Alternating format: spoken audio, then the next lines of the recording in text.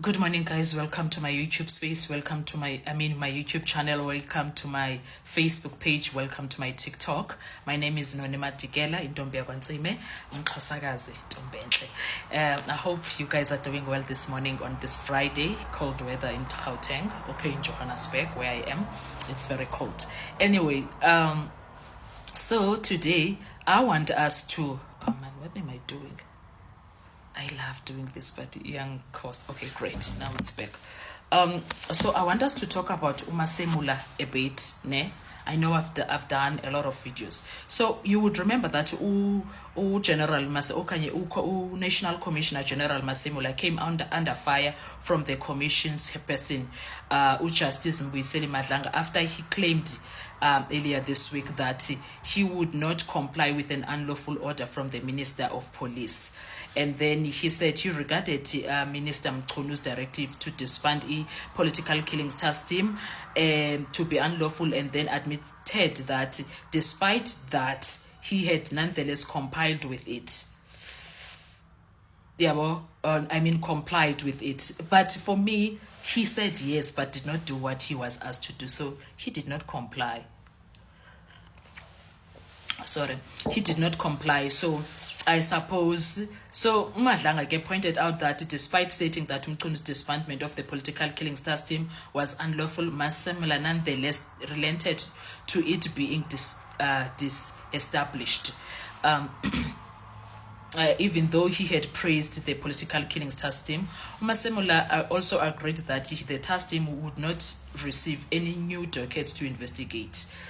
Effectively, this is what Madlanga said. Effectively, you are relenting to an unlawful instruction, and you have told us in the beginning that you will never do that. You will disobey an unlawful instruction. Can you please explain yourself? Madlanga asked Masemula that, and I felt like Masemula could not express himself or articulate himself very well in order for Madlanga to hear exactly what he wanted to hear.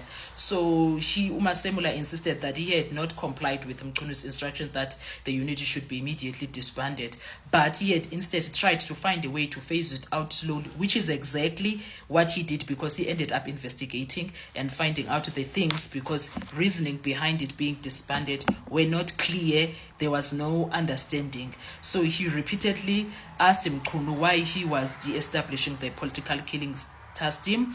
After having no other way and life goes on, this man here in front of me wants the team disestablished. There is not any other help. So what do I do? Masemula added. But he went to the president. He tried to speak to Mchunu. So this goes back to what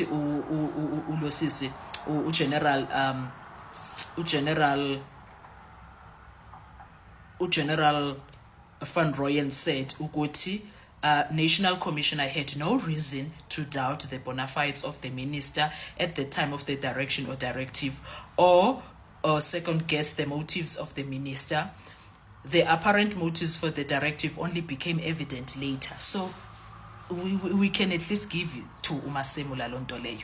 Uguti, at least he took his time. I've been saying that Uguti, the least that we can take from that is that he tried his way to deal with it ngendlela yakhe. So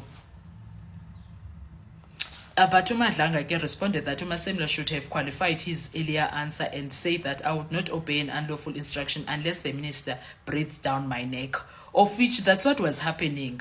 That's exactly what was happening. And then Madlanga later, he said to Masemula, you may not have gotten to the stage of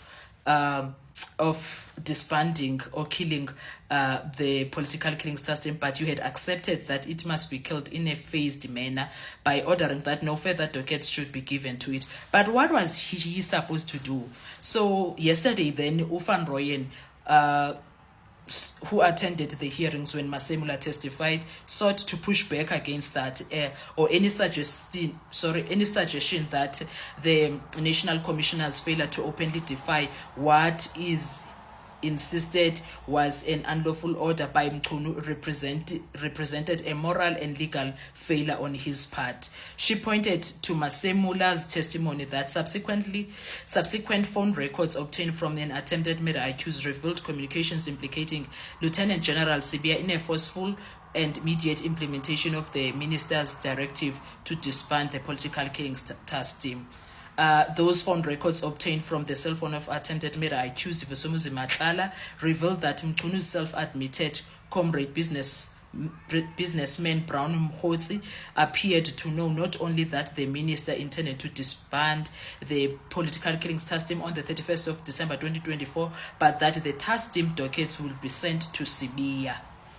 Yabo, so at that time, so according to Van Rooyen, these records suggested that Sibiya's actions were not merely procedural, but rather tied to deeper connections with individuals identified as members of the criminal cartel. And the timing and agency of the compliance appeared to align with the imperatives to shield cartel members from ongoing investigation.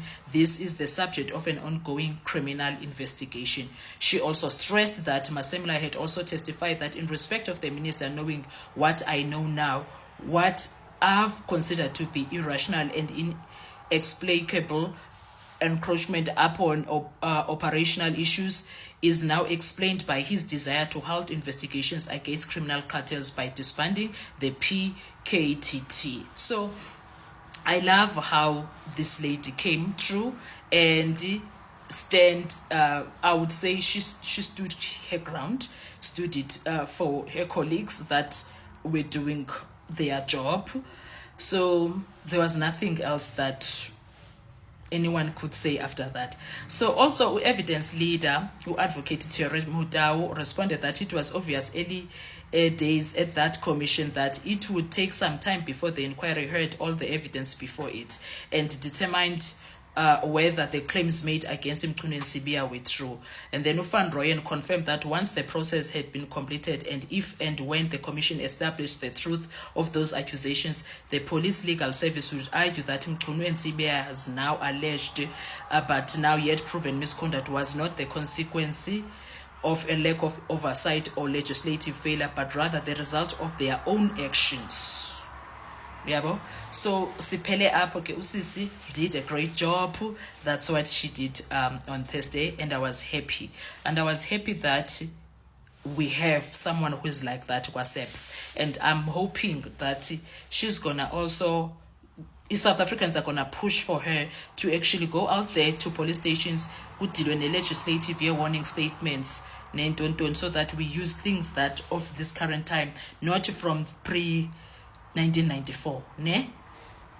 Is it pre-1994? It should be whatever, okay?